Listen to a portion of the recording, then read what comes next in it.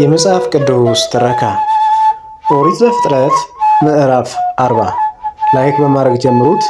ከዚህ ነገር በኋላ እንዲህ ሆነ፣ የግብፅ ንጉሥ የጠጅ አሳላፊና የእንጀራ አብዥ ጌታቸውን የግብፅ ንጉሥን በደሉ።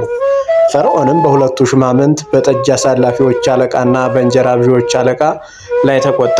ዮሴፍ ታስሮ በነበረበትም በግዞት ስፍራ በዘበኞቹ አለቃ ቤት አስቀመጣቸው። የዘበኞቹም አለቃ ለዮሴፍ አሳልፎ ሰጣቸው፣ እርሱም ያገለግላቸው ነበር። በግዞት ቤትም እያለ አያሌ ቀን ተቀመጡ።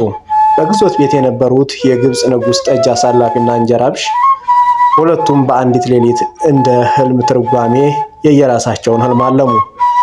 ዮሴፍም ማልዶ ወደ እነርሱ ገባ፣ እነሆም አዝነው አያቸው። በጌታው ቤት ከእርሱ ጋር በግዞት የነበሩትን የፈርዖን ሹማምንት እንዲህ ብሎ ጠየቃቸው፣ እናንተ ዛሬ ስለምን አዝናችኋል? እነርሱም ሕልምን አለመን የሚተረጉምልን አጣን አሉት። ዮሴፍም አላቸው፣ ሕልምን የሚተረጉም እግዚአብሔር የሰጠው አይደለምን? እስቲ ንገሩኝ።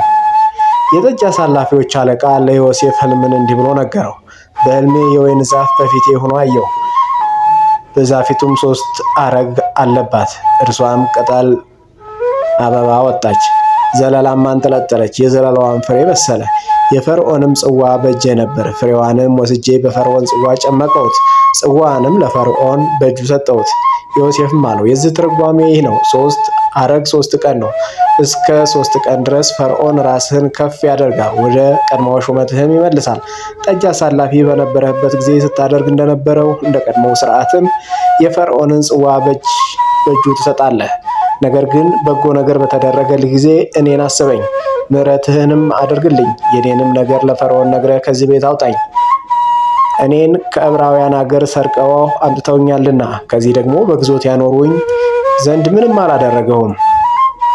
የእንጀራ አብዦች አለቃም ሕልሙን በመልካም እንደተረጎመ ባየ ጊዜ ዮሴፍን እንዲህ አለው፣ እኔ ደግሞ ሕልምን አይቼ ነበር። እነሆ 3 መሶብ ነጭ እንጀራ በራሴ ላይ ነበር። በላይኛውም መሶብ ፈርዖን ከሚበላው ከጋጋሪዎች ስራ ሁሉ ነበረበት። ወፎችም በራሴ ላይ ከመሶቡ ይበሉ ነበር።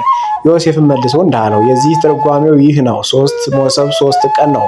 እስከ 3 ቀን ድረስ ፈርዖን ራስህን ከፍ ያደርጋል፣ በእንጨት ላይም ይሰቅልሃል፣ ወፎችም ስጋህን ይበሉታል። በ3ኛውም ቀን ፈርዖን የተወለደበት ቀን ነበረና ለሰራዊቱ ሁሉ ግብር አደረገ። የጠጅ አሳላፊዎች አለቃ የእንጀራ አብዦችን አለቃ በአሽከሮቹ መካከል ከፍ አደረገ። የጠጅ አሳላፊዎችንም አለቃ ወደ ስፍራው መለሰው፣ ጽዋውንም በፈርዖን እጅ ሰጠ።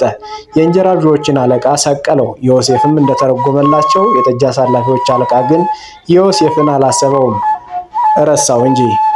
የዛሬው ትረካ በዚህ ተጠናቋል። በቀጣይ ምዕራፍ እስከምንገናኝ ድረስ መልካም ቆይታ